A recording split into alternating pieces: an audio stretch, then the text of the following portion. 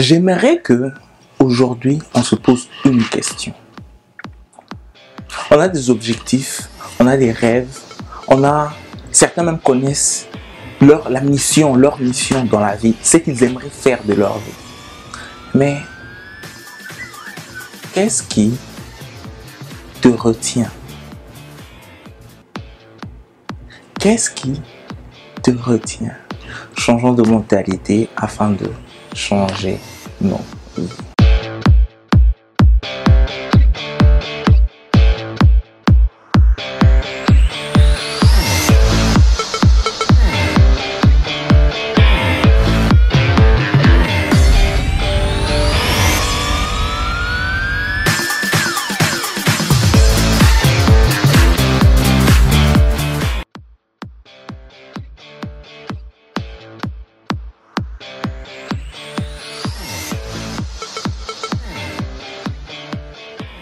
Quand on était jeune, on avait des idées, des pensées, des rêves, comme certains pourraient l'appeler, sur ce qu'on aimerait faire.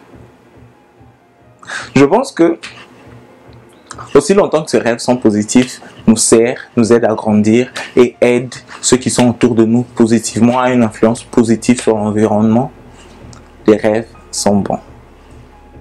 Mais très souvent, qu'est-ce qui se passe? Très souvent, ce qui se passe, c'est qu'on abandonne toutes ces aspirations généralement nobles qu'on avait quand on grandissait. C'est qu'on savait, ce qui devait nous rendre heureux, c'est qu'on savait profondément en nous que ça allait nous rendre heureux. On les abandonnait, on les abandonne et on entre dans, entre guillemets, ce qu'on appelle la vie réelle. La vie réelle, qu'est-ce que c'est? La poursuite de l'argent. Sans se rendre compte que il y a des millions et des millions de personnes qui ont l'argent qu'on recherche tant, mais qui sont malheureux, qui vivent malheureux, qui vivent une existence malheureuse. Qu'est-ce qui t'empêche? C'est la question qu'on doit se poser.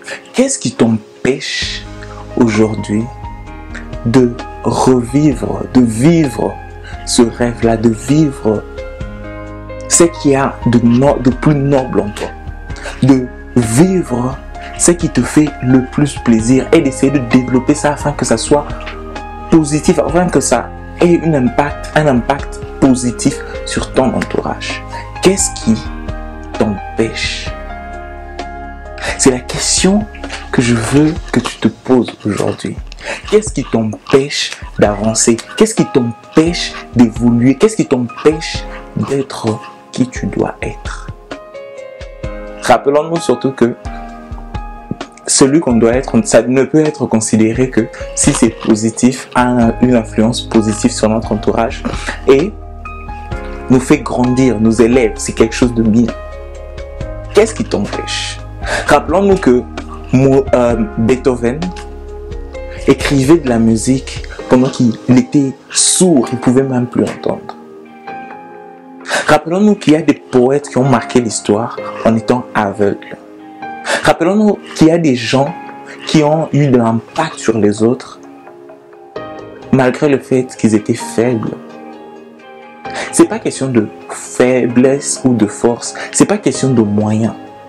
C'est question de savoir qui tu es, savoir ce que tu veux dans la vie, savoir c'est quoi le but, c'est quoi ton but le plus élevé dans la vie et se débrouiller, s'efforcer pour l'atteindre.